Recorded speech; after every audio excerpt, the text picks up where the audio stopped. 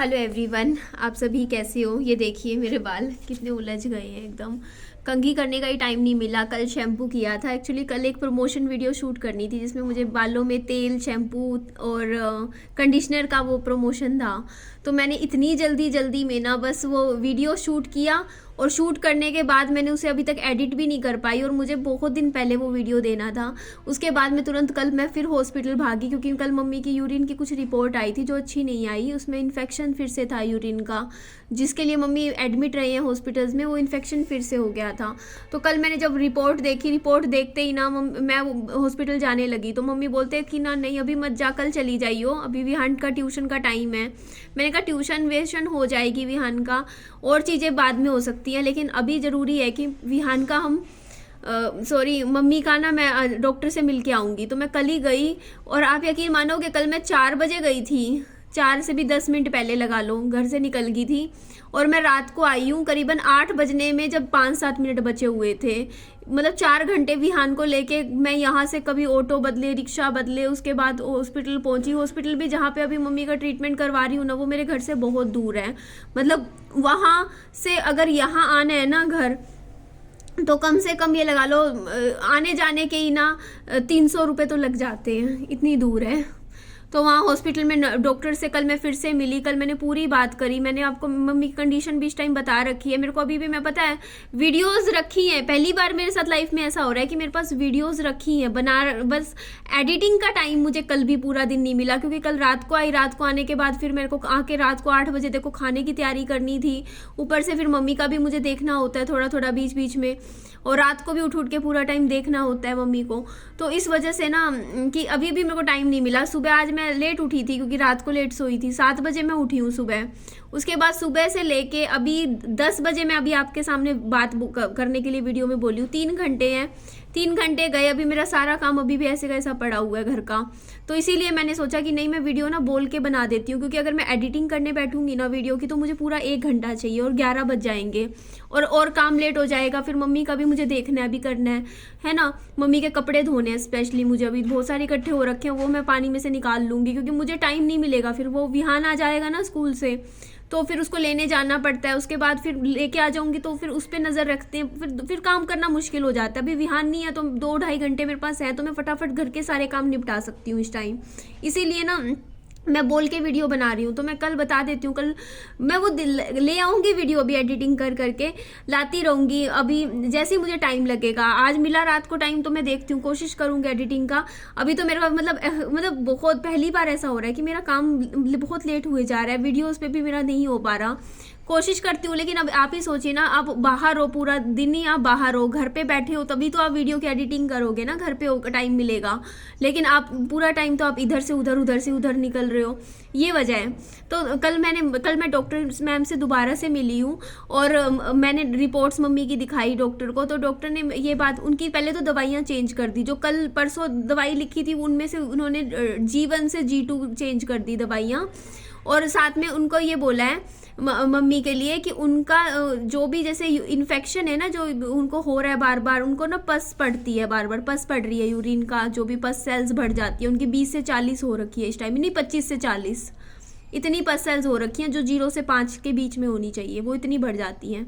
तो इसका कारण उन्होंने बोला है कि जब तक शुगर कंट्रोल में नहीं आएगी इन्फेक्शंस होते रहेंगे इस तरीके से, क्योंकि ये सब शुगर की वजह से हो रहा है। जो उनका जो इन्फेक्शन था, मुझे लगता था कि मम्मी के ना 2 प्रॉब्लम्स इकट्ठी हो गई हैं, एक तो किडनी कह रही हूँ, सॉरी शुगर की, एक यूरिन की। लेकिन नहीं, शुगर की वजह से यूरिन की दिक्कत हो रही है। अब मुझे समझ में आई ये बात। कल मुझे डॉक्टर ने जब मुझे समझाई ना बात, मुझे पूरी अच्छे से मम्मी की प्रॉब्लम समझ में आ गई कि मम्मी की एक्चुअल में जो दिक्कत है सिर्फ वो शुगर है। शुगर की वजह से ही किडनी की दिक्कत हो रही है, शुगर की वजह से ही मम्मी के यूरिन की दिक्कत हो रही है। क्योंकि शुगर जब आपकी हाई हो जाती है तो आपका शरीर में अपने आप इन्फेक्शन होने लग जाते हैं, और वो इन्फेक्शन फिर दूसरे शरीर के ऑर्गन्स को नुकसान पहुंचाते हैं। ये चीज़ें मेरे को, देखो शुगर के बारे में बिल्कुल मैं नहीं हूँ, मुझे बिल्कुल नॉलेज नहीं थी शुगर में क्या होता है क्या नहीं होता। अब धीरे धीरे मुझे पता चल रहा है। तो अभी देखो कल फिर डॉक्टर्स ने दवाइयाँ बदल दी, विहान को लेके गई थी, फिर मम्मी का भी कुछ बहुत सारा सामान लेकर आई हूँ मैं शुगर से रिलेटेड, जो उनका अलग से जो आटा आता है शुगर वालों को खाना चाहिए वो भी लेकर आई हूँ मैं, उनके खाने पीने की चीज़ें लेकर आई हूँ। उसके बाद घर आके भी उनका खाने का किया मैंने। तो अभी उनका देखो, उनकी अभी एक्चुअली क्या है ना कि आपने सुना होगा शुगर में क्या होता है, न्यूरो पे कुछ मतलब नर्व्स पे भी फर्क पड़ता है। मैंने ये चीज़ मैंने ना ये चीज़ मैंने डॉक्टर से नहीं पूछी, मैंने गूगल पे देखी मैंने कि अगर मम्मी को शुगर है तो मम्मी चल फिर क्यों नहीं पा रहे हैं, मम्मी खड़ी क्यों नहीं हो पा रही है, मम्मी बैठ क्यों नहीं पा रहे हैं अपने आप से। मेरी मम्मी के शरीर में हाथ मतलब सिर्फ मेरी मम्मी का मैं आपको बताया है कि जैसे मेरी मम्मी लेटे हुए हैं ना, सिर्फ वो करवट बदल रहे हैं, जैसे इधर लेटे हुए हैं तो वो इधर लेफ्ट और राइट, इससे ज़्यादा वो मूव नहीं कर पा रहे हैं। जैसे उनको लेटे हुए हैं ना तो वो बैठ भी खुद से नहीं रहे हैं, और बैठना तो छोड़ो, वो चल पहले थोड़ा बहुत मैंने बताया था कि कमरे से बेड से बाथरूम तक थोड़ा सा चल लेते थे, अब वो चल भी नहीं पा रहे हैं, वो बिल्कुल वॉक नहीं कर पा रहे हैं इस टाइम। मेरी मम्मी उन्होंने साफ कह रखा है कि ना मैं खड़ी होंगी मैं गिर जाऊंगी, मुझे बेहोशी आती है, मुझे उनको बार बार चक्कर आ रहे हैं। तो वो सब शुगर की वजह से है। ये सारे जो बॉडी के अंदर से जो ये वीकनेस है ना, जैसे क्योंकि हम ये शुगर ना हमारी ये जो नर्व सेल्स होती है ना, नर्व्स, इन पे इफेक्ट डालती है, और ये नर्व्स को मतलब नर्व्स की कहते हैं न्यूरो का कुछ मैंने शब्द में भूल गई एग्जैक्ट क्या होता है, न्यूरो शुगर कुछ होता है पता नहीं क्या। तो उनकी वजह से ना जैसे, और अब मुझे ये चीज़ भी समझ में आ रही है, जैसे मेरी मम्मी का कई बार मैं कहती थी तो भूलने की दिक्कत है, वो कंफ्यूज हो रहे हैं, उनको कुछ चीज़ें मतलब वो बार बार मतलब रात को सो नहीं रहे, वो सब चीज़ें शुगर की वजह से ही है। जब आपकी शुगर बढ़ती है ना तो वो दिमाग पे भी असर करती है शुगर, दिमाग के क्या आपके शरीर के हर ऑर्गन पे असर करती है। शुगर बहुत गंदी चीज़ है। अब घर में है ना मेरी मम्मी को है, तब मुझे पता चल रहा है क्या चीज़ होती है शुगर, अदरवाइज मुझे कोई नॉलेज नहीं थी इसकी। तो कल फिर आके मैंने दवाइयाँ दी। कल भी मेरी मम्मी को बेहोशी हो रही थी। बेहोशी का मतलब मम्मी कहती है कि मेरे आंखों के आगे ना कुछ दिखता नहीं है, मेरे को दिख नहीं रहा कि कौन खड़ा है कौन नहीं खड़ा, सब कुछ घूमता हुआ नजर आ रहा है मेरी मम्मी को, ये चीज़ है। तो अभी भी मम्मी का जैसे सुबह का किया नाश्ता, भी जैसे अभी इसीलिए मैं वीडियो में ना मैं सिर्फ बोल के बना रही हूँ, क्योंकि देखो अभी मैं 1 घंटा अभी यहाँ एडिटिंग में लग जूंगी, तो फिर अभी नाश्ते की तैयारी कुछ ना कुछ और बनाऊंगी। सुबह का नाश्ता करवा दिया, अभी कुछ ना कुछ सब्जी बना दूंगी, आप समझ सकते हो वो चीज़। इसीलिए मैंने कहा बस 1-2 दिन की दिक्कत है, उसके बाद थोड़ा सा मेरा मैनेज हो जाएगा ना काम, फिर मैं करूँगी टाइम, जैसे मैं रात को निकाल लूँगी। लेकिन कल भी इसलिए नहीं निकाल पाई टाइम रात को, क्योंकि कल पूरा दिन बाहर हॉस्पिटल्स में निकला मेरा, फिर घर आई, घर आने के बाद भी काम किए, थोड़ा बहुत घर थोड़ा सेट किया, थोड़ा बहुत, ज़्यादा नहीं किया।